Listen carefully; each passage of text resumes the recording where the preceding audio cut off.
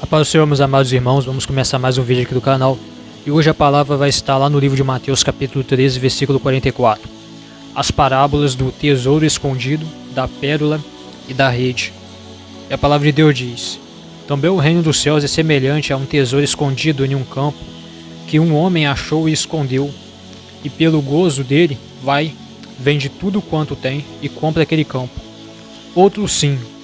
O reino dos céus é semelhante ao homem negociante que busca boas pérolas, e encontrando uma pérola de grande valor, foi, vendeu tudo quanto tinha e comprou-a. Igualmente o reino dos céus é semelhante a uma rede lançada ao mar, e que apanha toda a qualidade de peixes. E estando cheia, a puxam para a praia, e assentando-se, apanham para os cestos os bons, os ruins porém lançam fora. Assim será a consumação dos séculos. Virão os anjos e separarão os maus dentre os justos, e lançá-lo-ão na fornalha de fogo. Ali haverá pranto e ranger de dentes. E disse-lhe Jesus: entendeste todas estas coisas? Disseram-lhe eles: sim, Senhor. E ele disse-lhes: por isso, todo escriba instruído acerca do reino dos céus é semelhante a um pai de família, que tira do seu tesouro coisas novas e velhas. E aconteceu que Jesus, concluindo essas parábolas, se retirou dali, e chegando à sua pátria, ensinava-os na sinagoga deles, de sorte que se maravilhavam e diziam: de onde veio a este a sabedoria destas maravilhas? Não é este o filho do carpinteiro? E não se chama sua mãe Maria, e seus irmãos Tiago e José e Simão e Judas? E não estão entre nós todas as suas irmãs? De onde ele veio, pois, tudo isso? E escandalizavam-se dele.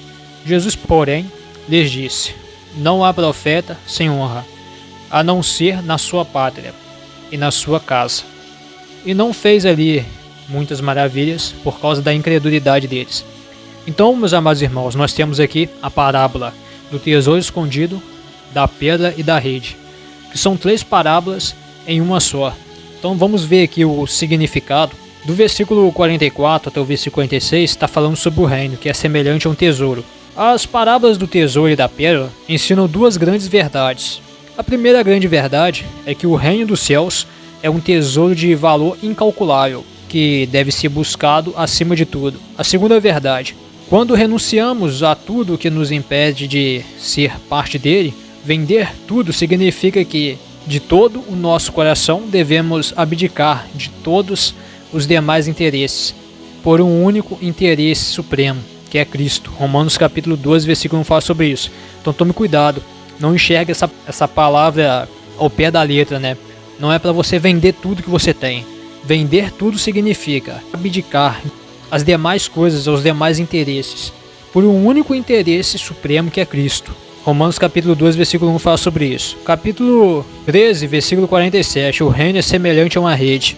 A parábola da rede revela mais uma vez a verdade que Cristo tanto enfatizou, que nem todos que estão no reino, na sua presente fase visível aqui na terra, são verdadeiramente filhos de Deus. As igrejas locais de denominações cristãs nem sempre são sinônimos do genuíno povo de Deus, que consiste de todos os salvos pela graça de Deus, mediante a fé, e que vivem em santidade e em justiça. Gálatas capítulo 5, versículo 19 e 21. Lucas capítulo 13, versículo 21 fala sobre isso. A palavra de Deus também fala que sempre terá o remanescente fiel em Israel, né?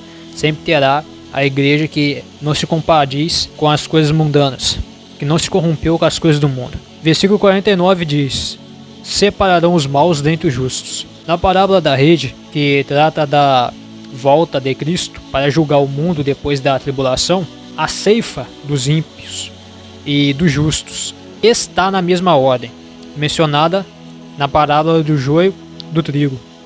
Os ímpios serão ceifados primeiro, e os justos em segundo lugar. Apocalipse capítulo 19, versículo 11 fala sobre isso. Tal sequência mostra claramente que a separação dos ímpios dentre os justos terá lugar no fim da tribulação. Apocalipse capítulo 19, versículo 11, capítulo 20, versículo 4 fala sobre isso. E não no arrebatamento da igreja, ocasião em que o povo peculiar do Senhor é retirado do mundo. 1 Tessalonicenses capítulo 4, versículo 13 e 18 fala sobre isso. Nessa parábola, Cristo volta a ressaltar o fato de que entre o povo de Deus há muitos que não são verdadeiramente leais a Ele e a sua palavra, né? Como diz a passagem aqui, entre aspas, os maus dentre os justos, versículo 49, fala sobre isso.